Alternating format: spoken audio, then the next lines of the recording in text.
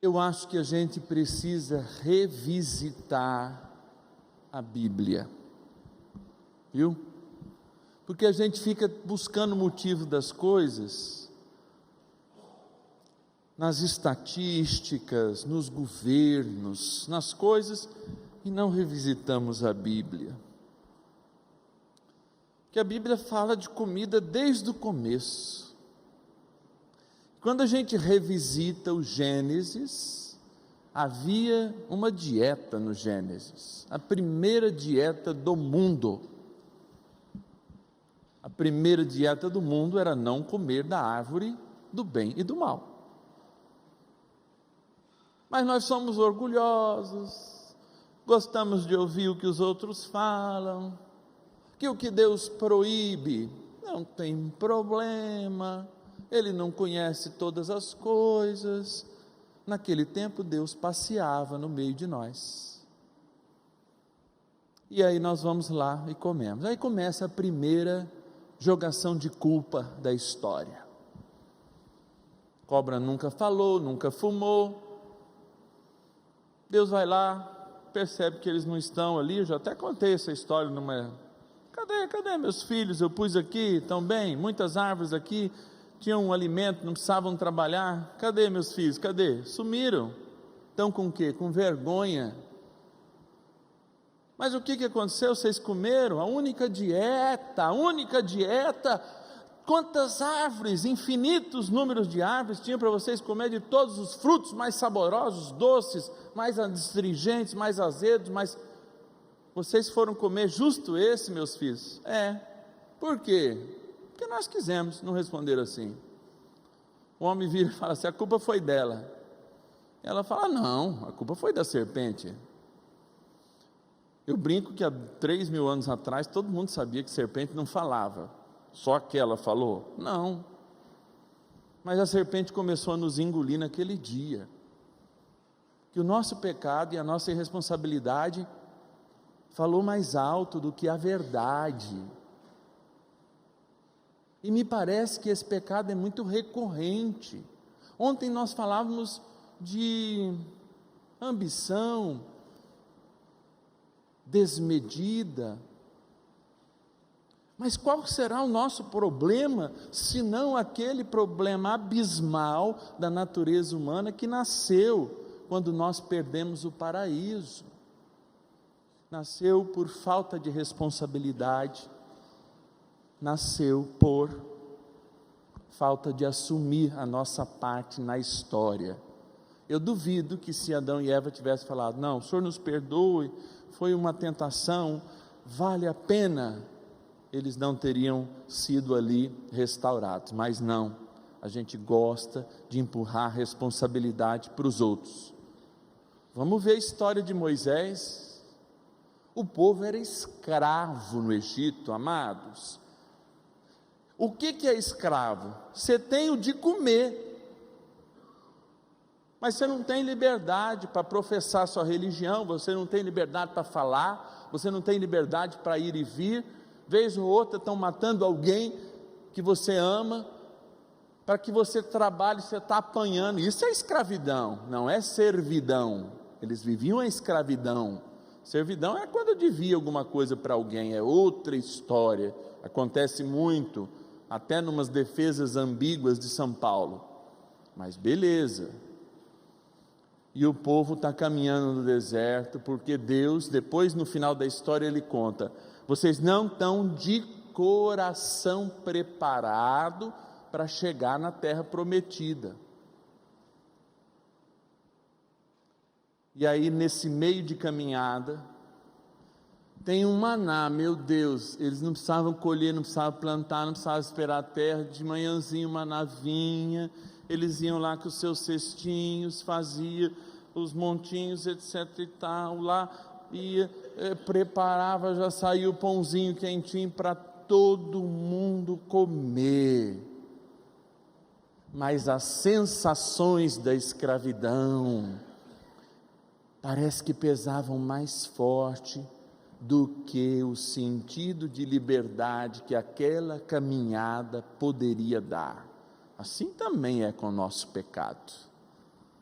A gente faz a experiência do pecado, não consegue perceber que a liberdade vai para muito além do que a gente compreende, e eu repito aqui, já falei isso aqui também, liberdade não é a gente fazer o que a gente quer, mas liberdade é ter condições de não fazer justamente o que a gente quer.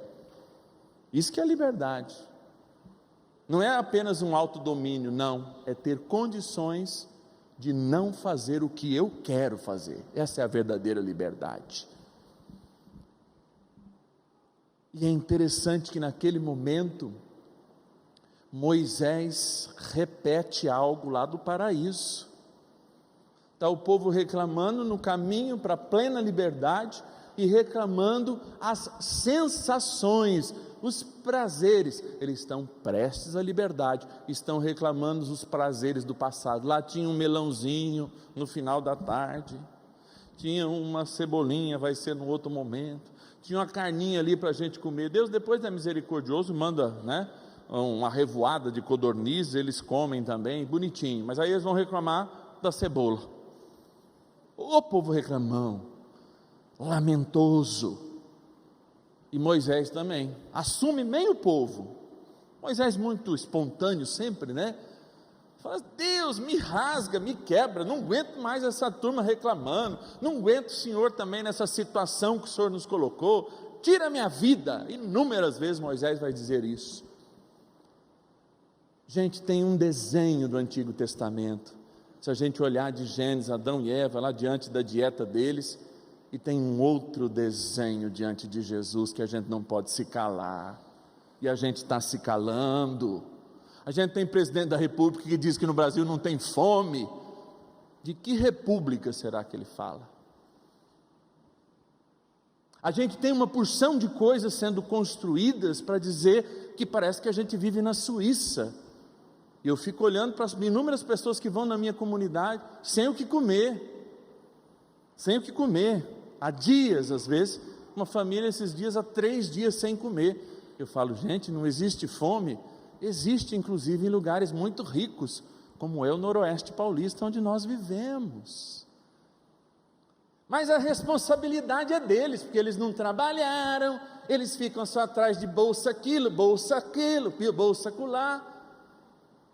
E aí Jesus mostra um contraponto político e espiritual. A responsabilidade. A mesma tentação de Moisés é a tentação dos discípulos. Por que eles estão distantes de tudo? Eles estão numa caminhada. Qual que é a caminhada? É um novo segmento. Esse cara cura, esse cara transforma, ele renova a vida, vamos lá atrás dele. Ele pode ser um novo Senhor, que está aparecendo aí. E a população estava muito entristecida, porque perdeu um dos maiores homens, que era muito mais conhecido que Jesus na sua época, que era São João Batista. E a multidão segue, olha, nós estamos sem São João Batista agora, vamos atrás desse Jesus que diz que é primo dele, e que ele faz milagres. E é interessante que Jesus coloca-se na atitude de Jesus. A narração de Mateus é muito precisa nisso. Jesus tem compaixão. Na língua de Jesus, hebraica, aramaica, mas mais no hebraico, compaixão é uma palavra que diz assim, rechem, né?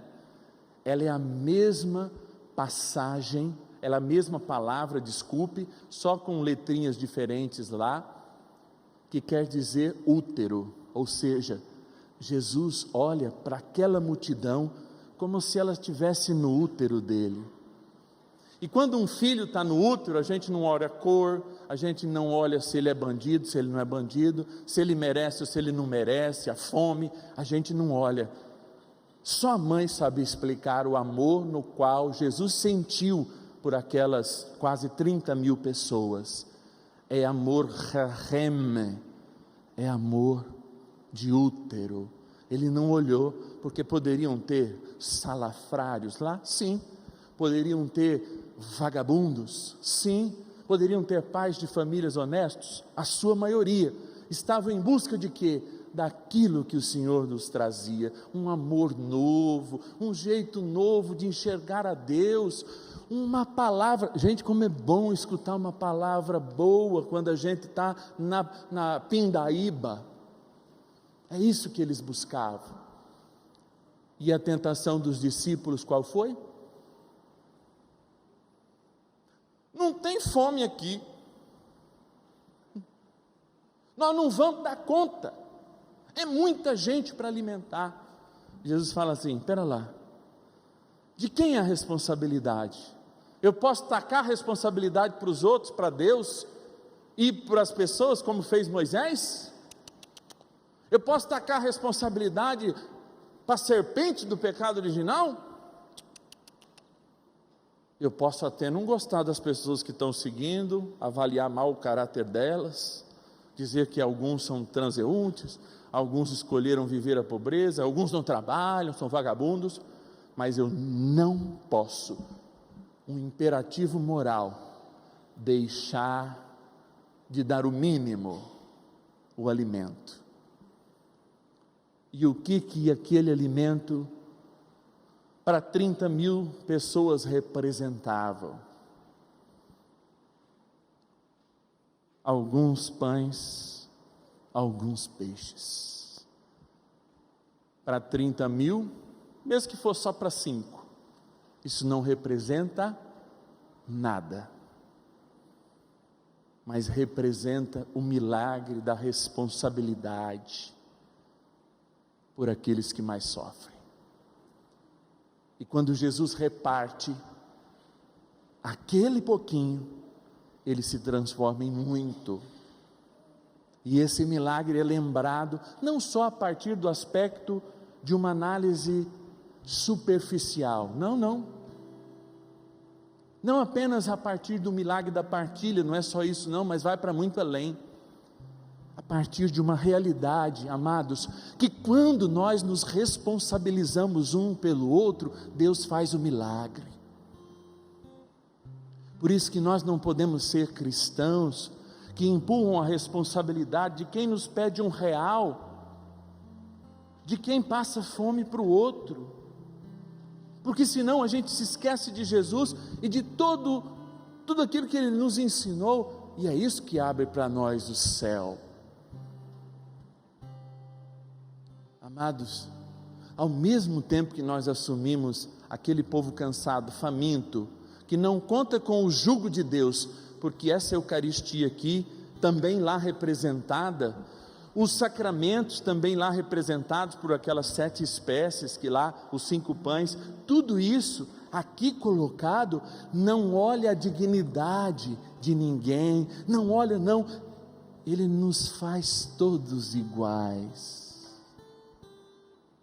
Porque a nossa dignidade não está pelo que eu faço, pelo que eu prego, pela família, pelo meu sobrenome, sei lá, pelos que os meus avós sofreram, minha dignidade não está nisso, pelo que eu ganho, a minha dignidade está porque eu me coloco como pecador, como responsável pelos meus pecados, diante daquele que deu a vida por eles. Gente, tudo ganha um sentido novo, tudo ganha uma história nova, quando a gente vive a fraternidade, não pelas nossas forças ou energias, nem pela nossa capacidade de julgar, de separar, de aferir, que é importante, mas sem ideologias, a gente segue o que o Evangelho nos traz, e isso é novo, porque Moisés era um grande líder, um homem que conhecia, tinha intimidade com Deus. Isso é viver a palavra. Entendam que esse gesto de Jesus é reconstruir o paraíso. Meu Deus, Deus nos colocou no paraíso sabendo que nós iríamos traí-lo. Deus constituiu Adão e Eva sabendo que 50% dos filhos deles seriam assassinos, e mesmo assim Ele nos amou. Entende? que mesmo que você estiver cansado, mesmo que você estiver derrubado, mesmo que você estiver faminto, conhecer a Deus te faz um homem e uma mulher nova. Mesmo na tua enfermidade, mesmo em todos os momentos da tua vida, eu me coloco sempre como aquele faminto, pecador, esmulambento, diante da grandeza e da simplicidade ao mesmo tempo que é a Eucaristia. Mas também me coloco como discípulo responsável de fazer a Eucaristia chegar, tanto nessa dimensão espiritual do pão e do vinho consagrado, quanto na dimensão espiritual do pão e do peixe, aliás, material do pão e do peixe, porque eu rezo: venha a nós o teu reino, seja feita a tua vontade, o pão nosso de cada dia que nos dai hoje, perdoai as nossas ofensas, e assim eu sou mais Deus do que eu sou mais Jesus do que esse pobre pecador que merece o inferno. Padre, mas que sobretudo é Márcio. Quando eu venço isso, eu sou mais Jesus para os outros, na minha família. Eu não vou precisar falar tanto, sabe? Aqueles discursos vazios que às vezes caem na ideologização, que a gente fica arrumando propostas políticas. Não. Nós queremos uma proposta. Eu quero, pelo menos, é o desejo para a minha vida, que eu viva o Evangelho. E você pode dizer isso também: eu quero viver o Evangelho. Porque ontem o Evangelho lembrava que a gente só é feliz assim, quando constrói a riqueza para o céu. Lá não tem muros, nem homens e mulheres diferentes, porque Deus nos enxerga a todos como se nós estivéssemos dentro do seu útero, e assim Ele nos ama e alimenta. Por isso eu digo: se você está cansado, sem lugar para repousar, venha ao coração chagado de Jesus que aberto está. Pode então entrar até descansar. Seu Deus ali espera e quer te amar. Curar suas feridas, tirar a solidão, reconstruir com zelo tudo que está no chão, te dar muito carinho. Alegre-se, irmão, felicidade não é ilusão.